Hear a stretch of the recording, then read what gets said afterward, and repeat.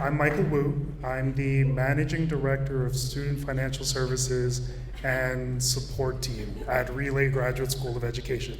I give away a lot of money every single year, and students like to ask me, how come you didn't give me more? Relay is all about teaching teachers. That's what we do. That's our business. We provide master's degrees, certification, we do add-on certifications, we do leadership workshops, we do professional development, and our mission is to ensure that all students are taught by outstanding educators. So this reminds me of anytime I get nervous, I think about when I used to teach high school, and one of my students used to tell me, yo, Mr. Wu, how come you sound like Fozzie the Bear trying to teach math?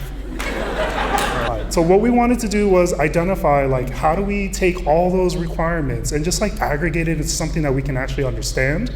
We can't go through hundreds of documents. We wanted to figure out what are those overlapping areas, what are the individual requirements that we can find that we can just figure out if those are flexible or are they required. And then we also wanted to somehow create a template for this, or an SOP.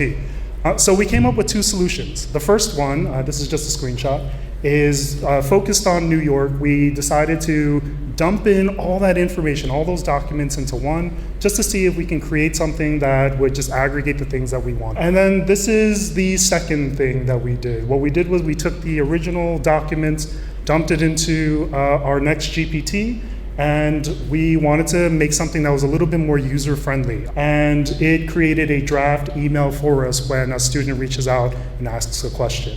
So as you can see, great text, but we don't know the accuracy of this information, so we decided to do a double check, and it turns out that it's actually correct. So thank God. So what did we learn? We learned that when it comes to GPT, you can't be afraid of it. You just have to get your feet wet. In other cases, how do you revise it and make it your own tool? We learned that errors are opportunities for us. It gave us an opportunity to continue to refine our GPT. We had to do deep research. We needed something that can take a ton of documents, a ton of information, and just spit out something that actually works and is easy to navigate.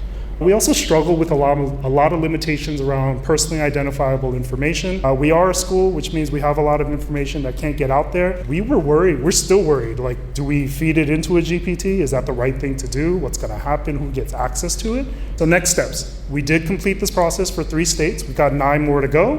And we now have an internal product that we can use for our advisors. What we want to eventually do is take this and turn it into something a little bit more student-facing. We should have students easily be able to self-help, ask questions about what are the requirements that I've met, what's missing, what are the courses that I've taken, what's missing, and how many other tests do I need to take. Thank you very much.